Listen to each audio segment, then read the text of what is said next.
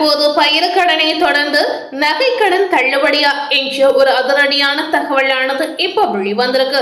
இந்த தகவல் பாத்தீங்கன்னா சமூக வலைதளங்களில் பெரும் பரபரப்பை ஏற்படுத்தியிருக்கக்கூடிய ஒரு முக்கியமான தகவலாக இப்ப வளம் வந்து இருக்குங்க. வங்கிகளுக்கு பரந்த அதிரடி உத்தரவு என்ன, யாருக்கெல்லாம் இந்த தள்ளுபடி ஆனது கிடைக்க போகிறது என்பதை பற்றி நம்ம விரிவாக பார்த்து பயன்பெறலாம். ரொம்ப நாட்களாகவே மக்கள் எதிர்பார்த்திருந்த ஒரு முக்கியமான விஷயம் என்ன அப்படின்னு பாத்தீங்கன்னா, கூட்டுறவு வங்கிகளில் இருக்கக்கூடிய நகை கடன் தள்ளுபடி ஆகும் என்று எதிர்பார்ப்பதோடு மக்கள் ஆவலோடு காத்து இருந்தாங்க. ஆனா இதை பற்றி பாத்தீங்கன்னா இப்ப இருக்கக்கூடிய தமிழக அரசு எதையுமே பேசாமல் அமைதியாகவே இருந்தாங்க. அதாவது நகை கடன் தள்ளுபடி ஆகுமா ஆகாதா என்ற பதிலே தெரிவிக்காமல் இருந்தாங்க. இப்ப புதிய அதிரடியான தகவலானது இதை பற்றி இப்ப வெளி வந்திருக்குங்க. இந்த தள்ளுபடியானது யாருக்கெல்லாம் கிடைக்க போகிறது என்பதை பற்றி கண்டிப்பா அனைவரும் திறந்து கொண்டு பயன்பெறுங்க. தமிழகத்தில் நகை கடன் தள்ளுபடி குறித்த ஒரு முக்கியமான அப்டேட் ஆனது இப்ப கிடைத்திருக்கு.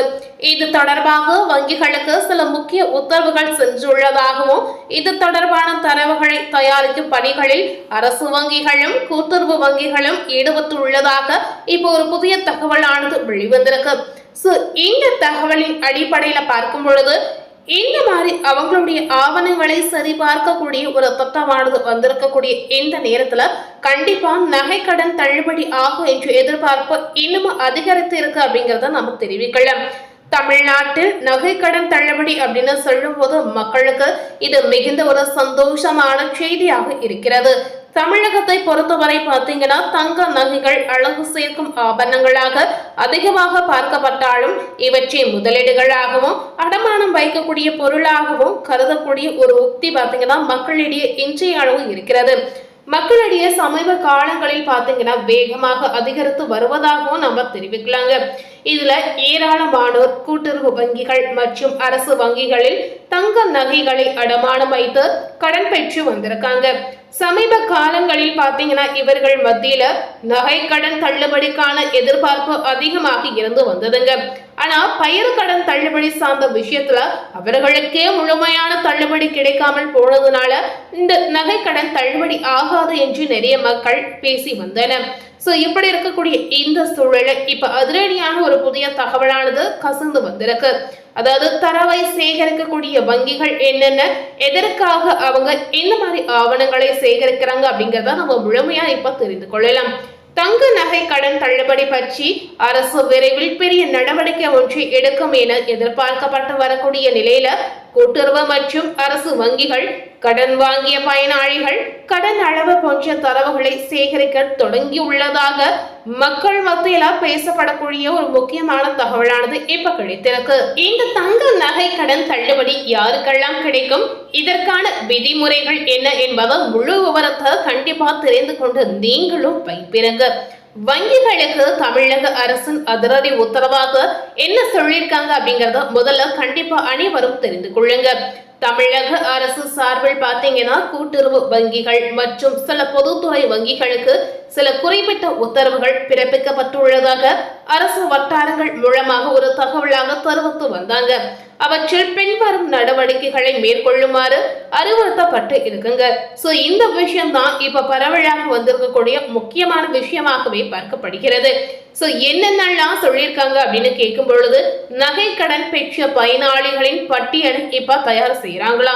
அது மட்டும் இல்லைங்க, நகை கடன் குறித்த விவரங்களை சேகரித்தல், தகுதியான பயனாளிகளின் தனி பட்டியலை தயாரித்து வருகிறார்கள்.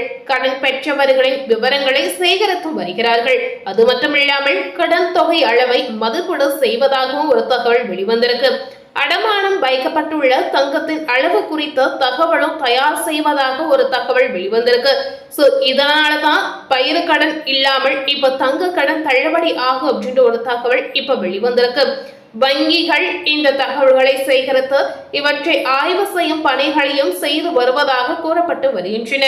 எந்த வங்கிகளில் பெற்ற நகை கடன்களுக்கு தள்ளுபடி கிடைக்க வாய்ப்பு இருக்கு அப்படின்னு நீங்க கேட்டீங்கன்னா, தற்போது கிடைத்துள்ள தகவலின்படி இந்த தள்ளுபடி திட்டம் அனைத்து வங்கிகளுக்கும் பொருந்தாது அப்படின்ற ஒரு தகவலை தெரிவித்து வராங்க. எந்தெந்த வங்கிகளுக்கு பொருந்தும் அப்படின்னு நீங்க கேட்டீங்கன்னா, கூட்டுறவு வங்கிகளுக்கு இந்த ஒரு விஷயமானது பொருந்துங்க. கூட்டுறவு வங்கிகளில் பெறப்பட்ட நகை கடன்களுக்கு இந்த திட்டத்தில் தான் முதலிடம் மற்றும் முன்னுரிமை இருப்பதாகவும் சொல்லியிருக்காங்க. பொதுத்துறை வங்கிகளுக்கு இருக்கா அப்படின்னு கேட்டீங்கன்னா, சில குறிப்பிட்ட அரசு பொதுத்துறை வங்கிகளில் பெறப்பட்ட விவசாய நகை கடன்களும் தற்போதைய பரிசீலனையில இருப்பதாக சொல்லிட்டு வந்திருக்காங்க. தனியார் வங்கிகளுக்கு இருக்கா அப்படின்னு கேட்டீங்கன்னா, தனியார் வங்கிகள் மற்றும் தனியார் நிதி நிறுவனங்களில் போன்ற மைக்ரோ பைனான்ஸ் நிறுவனங்கள் பெற்ற நகை கடன்களுக்கு இந்த திட்டம் பொருந்த வாய்ப்பு மிகவும் குறைவு அப்படின்னு சொல்லியிருக்காங்க. யாருக்கெல்லாம் நகை கடன் தள்ளுபடி கிடைக்கும், அவர்களுக்கு என்ன தகுதி இருக்கணும் அப்படின்னு கேட்டீங்கன்னா, நகை கடன் தள்ளுபடி குறித்த அரசின் அதிகாரப்பூர்வ அறிவிப்பு இன்னும் வெளியாகவில்லைங்க. ஆனாலும் பாத்தீங்கன்னா, பின்வரும் பிரிவினருக்கு இதுல முக்கியத்துவம் தரப்படலாம் என எதிர்பார்க்கப்படுகிறது. சிறு மற்றும் குறு விவசாயிகளுக்கு முக்கியத்துவம் அதிகமாக இருப்பதாக சொல்லியிருக்காங்க. விவசாயத்திற்காக நகையை அடமானம் வைத்து கடன் பெற்ற சிறு விவசாயிகளுக்கு கண்டிப்பா கிடைக்குங்க. அது மட்டும் இல்லாமல் பொருளாதாரத்தில் பின்தங்கியவர்களுக்கு, வறுமை கோட்டிற்கு கீழ் உள்ள எளிய குடும்பங்களுக்கு இந்த திட்டம் பொருந்தும் அப்படின்னு சொல்லியிருக்காங்க. இதனுடைய சவரன் வரம்பு என்ன அப்படின்னு கேட்டீங்கன்னா, 5 சவரன் வரம்பாகவே சொல்லியிருக்காங்க. கடந்த முறையை போலவே இந்த முறையும் 5 சவரன், அதாவது 40 கிராம் வரை குறைந்த அளவு நகையை அடமானம் வைத்து கடன் பெற்றவர்களுக்கு மட்டுமே தள்ளுபடி வழங்கப்பட அதிக வாய்ப்புள்ளதாக அரசியல் வட்டாரங்கள் தெரிவித்து வருகிறார்கள். பயிர் கடன் பெற்ற விவசாயிகளுக்கு அடுத்த ஒரு ஜாக்பாட்டான விஷயம் என்ன அப்படின்னு கேட்டீங்கன்னா, தமிழக அரசு சமீபத்தில் பயிர் கடன் வாங்கியிருக்கக்கூடிய விவசாயிகளுக்கு கடன் தள்ளுபடி அறிவித்து இருந்தாங்க. அவர்களுக்கு ரூபாய் 75,000 வரை கடன் தள்ளுபடி அளிக்கப்பட்டது. சோ இந்த விஷயம் உங்க அனைவருக்கும் தெரிந்த ஒரு முக்கியமான தகவலாகவே நீங்க நிச்சயமா எதிர்பார்க்கலாம். இந்த திட்டத்தின் மூலம் அனைத்து தரப்பு விவசாயிகளும் பயன்பெற்று வந்தாங்க. இதை தொடர்ந்து இதே போன்ற ஒரு நிவாரண நடவடிக்கையை நகை கடன் பெற்ற விவசாயிகளும் எதிர்பார்த்து காத்து இருந்தாங்க. சோ இந்த நகை கடன் தள்ளுபடிக்காக பாத்தீங்கன்னா நிறைய பொதுமக்கள் காத்து இருந்தாங்க.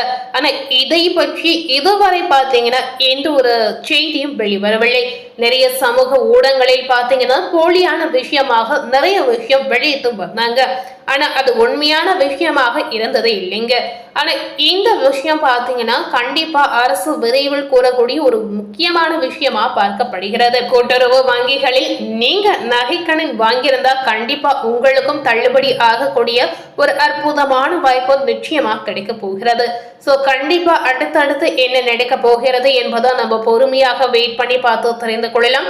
அரசு இதற்காக என்ன முடிவு செய்ய போறாங்க அப்படிங்கறதையும் நம்ம வெயிட் பண்ணி பார்க்கலாம். மேலும் இது போல ஒரு புதிய தகவலை தெரிந்து கொள்ளணும் அப்படின்னு நினைத்தீங்கன்னா மறக்காம நம்ம சேனலை சப்ஸ்கிரைப் பண்ணி பக்கத்துல இருக்கக்கூடிய பெல் பட்டனையும் மறக்காம பிரஸ் பண்ணிடுங்க. நீங்க சப்ஸ்கிரைப் பண்ணா மட்டுமே நம்ம சேனல்ல போடக்கூடிய தினசரி அரசியல் சார்ந்த பதிவுகளை நீங்க உடனுக்குடன் பார்த்து தெரிந்து கொள்ள முடியும். தேங்க்யூ.